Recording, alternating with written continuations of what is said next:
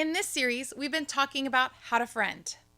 But what do we do when it's time to unfriend? How do we handle it when friendships drift apart or move in different directions?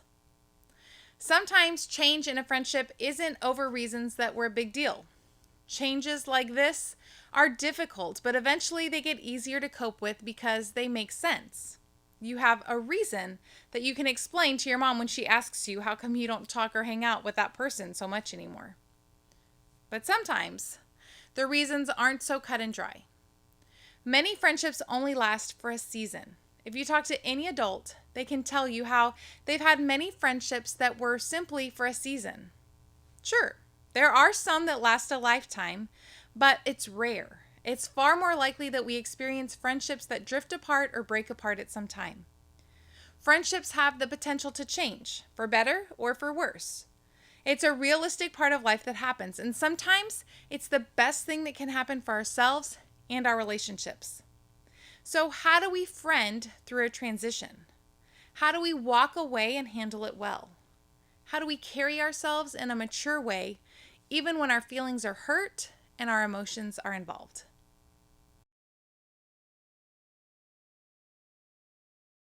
In the New Testament, the second part of the Bible, the first 4 books are accounts of Jesus' life when he lived on earth. After Jesus no longer walked on earth, the book of Acts tells the story about what happened next. It was the first page in the history of the church. We are gathered in church today because of what ordinary men and women started way back then, things that were recorded in the book of Acts. With Jesus gone, his closest followers, his disciples, were wondering what to do with his incredible message and how to share it with the world. So they began traveling to different places and sharing the life-changing message of Jesus. In the passage that we're looking at today, we have 3 guys, Paul, Barnabas, and John Mark. Paul is one of the greatest Christian influencers of all time. He ended up writing more than half of what makes up the New Testament. His friend Barnabas was a huge encouragement to those around him. In fact, that's why he was given the name Barnabas. It means encourager. Barnabas was also an important financial contributor to the biggest church of his day.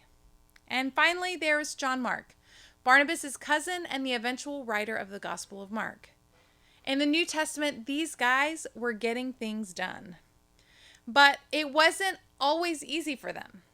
Check this out. Sometime later, Paul said to Barnabas, "Let us go back and visit the believers in all of the towns where we preached the word of the Lord and see how they are doing." Barnabas wanted to take John, also called Mark, with them, but Paul didn't think it was wise to take him because he had deserted them in Pamphylia and had not continued with them in the work. Acts 15:36-38. Paul and Barnabas were friends who were doing some pretty important work together. They were revealing Jesus to people and establishing churches all along the way. But when they decided to go back and check on some of those churches, problems started. Barnabas wanted to bring John Mark, who apparently ditched them the last time they went out on this kind of trip together. Because of that, Paul wasn't so sure about bringing John Mark.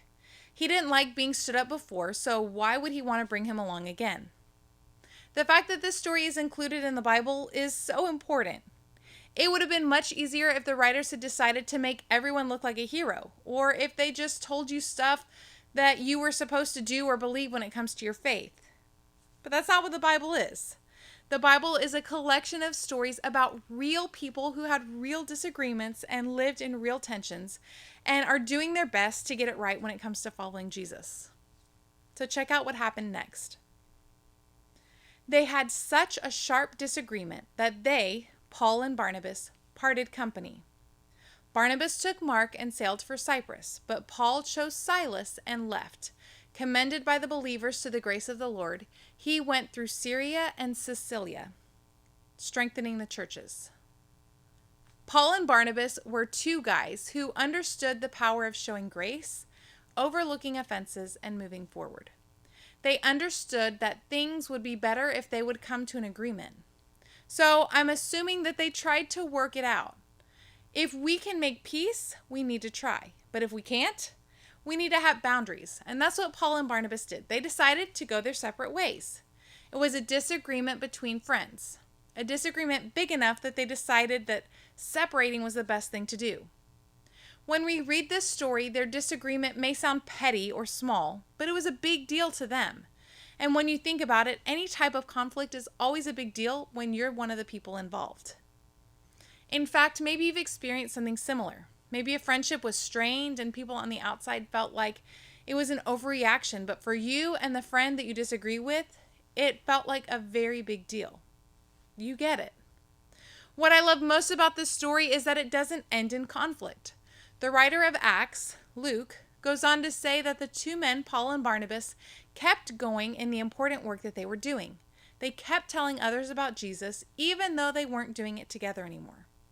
Think about it.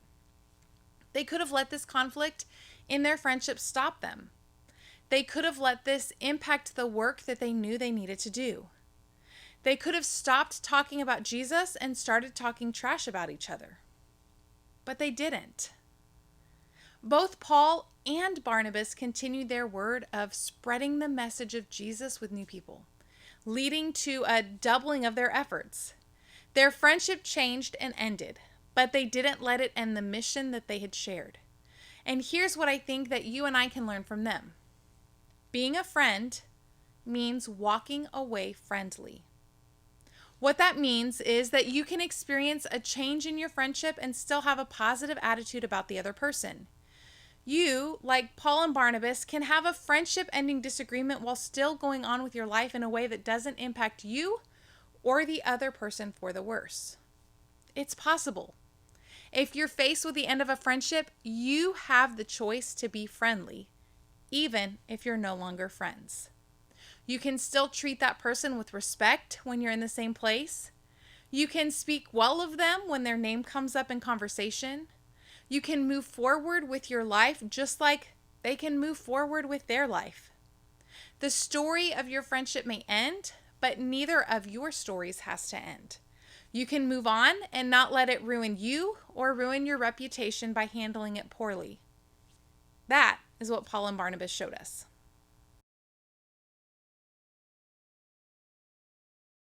So how do we walk away friendly, even in the moments when you don't feel like it or think it's fair? Let's start with one simple word: forgive. This one word is a really big deal. So if we're going to choose to forgive, we can start this way. First, you can identify why you're frustrated. Name your pain, whether you're upset with them for making choices that they're making, or you're upset that they're no longer talking to you and there's no reasonable explanation, or things have changed and it wasn't because of something anyone did. Figure out why you're upset. Don't try to figure out who's right and who's wrong. Just identify why you're upset. And then cancel their offense. That might look like letting go of what you think they owe you, canceling the debt, softening your bitterness toward them and circumstances.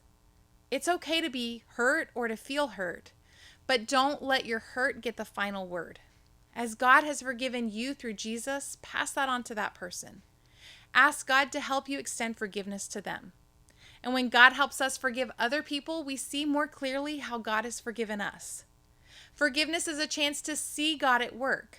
Forgive, and then forgive again, and then forgive again, and again.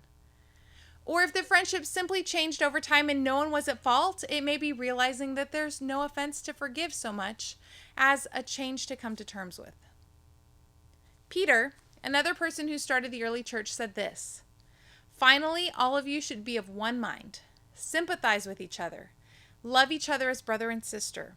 Be tender-hearted and keep a humble attitude. Don't repay evil for evil.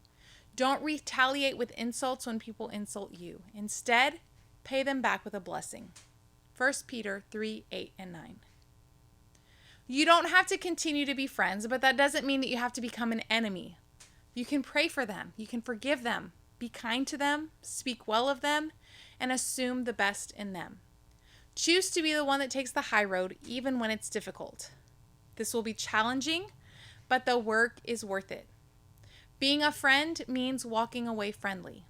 It won't be easy, but the person who will benefit the most is you. Imagine the pain you'll spare yourself by not holding grudges, starting wars, or trying to get even. Seasons change, people change, and friendships change. Sometimes people simply go in separate directions, but you can do it in a way that doesn't devalue that friendship or the other person.